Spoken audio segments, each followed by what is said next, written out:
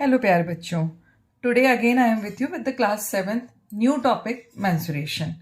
Class 6 में we have studied mensuration and in that we have learned how to find out the area and perimeter of triangle, square and the rectangle. और उसको हमें कैसे apply करना है that we are going to see in this class 7th. Okay. So we have studied that area of rectangle is length into breadth while area of square is side into side. ठीक है. अब हम आगे चलते हैं. The very first thing topic is area of four walls. इसको properly समझाने के लिए I have taken one object. ठीक है. You can see it is in the shape of room.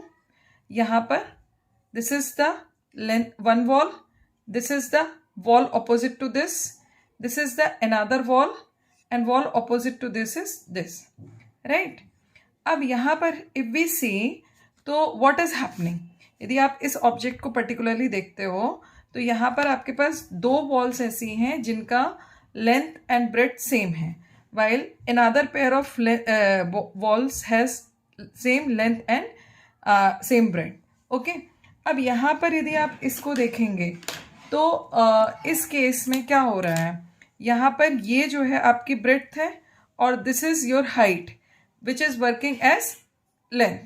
तो ये हो जाएगी आपकी लेंथ इंटू हाइट. ये भी आपका क्या हो जाएगा, लेंथ इंटू हाइट ऑपोजिट. ये आपकी ब्रेथ है, दिस इज ब्रेथ. तो ब्रेथ और दूसरी डायमेंशन इसकी क्या है, that is your height. Breadth and height. तो ये क्या आ जाएगा आपका breadth into height and this is also opposite is breadth into height. So I hope all of you have understood कि हमारे पास दो वॉल्स ऐसी हैं जिनका एरिया है L इंटू एच और दो वॉल्स ऐसी हैं जिनका एरिया है ब्रेथ इंटू एच. ठीक है. इसी को मैंने as a form of figure भी शो किया है. You can see here these two walls, this wall and this wall, they are face to face. Similarly these two walls are face to face. ठीक है. तो अब मैं इसका area निकालती हूँ तो that will be length into height. इसका एरिया निकालती हूँ तो ब्रेथ इंटू हाइट. इसका area length into height and इसका area breadth into height. Okay. Because area is the product of two perpendicular dimension. इस कॉन्सेप्ट को समझने के लिए you have to stay connected with my channel and I have made the separate video for the same. तो आप वहाँ पे जाकर देख सकते हो.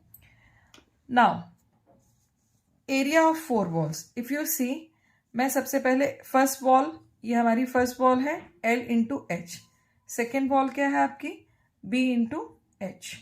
Third wall again L into H and fourth wall again B into H. मैंने सारी वॉल्स के एरियाज को ऐड कर दिया है. ठीक है.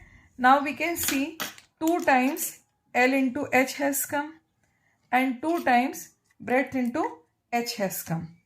That means after addition it will come 2LH plus 2 breadth H. अब इन दोनों टर्म्स में we are just able to see what is common, 2. तो 2LH प्लस BH. ठीक है. अब यहाँ पे इन दोनों टर्म्स में भी H कॉमन है तो H को भी बाहर ले लीजिए. तो H will come out of the bracket by using the distributive property. तो ब्रैकेट के अंदर क्या बचता है आपके पास, L plus B into H. अब we need to understand the notations. L stands for length, B stands for breadth and H stands for height. ठीक है. अब इसको थोड़ा सा और मॉडिफाई करते हैं तो we can write it as 2 into L plus B into H. This 2 into L plus B, it is the perimeter of rectangle, है ना. So we can write it as perimeter of rectangle multiplied by height. So if you want to find out the area of the four walls, तो आप बहुत आसानी से निकाल सकते हो. So you will have to formulas. Area of 4 walls equals to, पहला तो perimeter of rectangle multiplied by height. This is one formula. Second formula is 2 bracket sum of length and breadth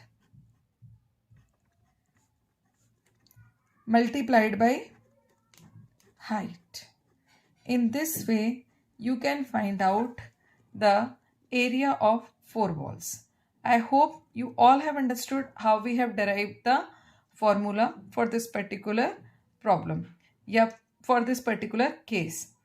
Up in the next video we will learn how to apply this particular formula, okay, in different questions.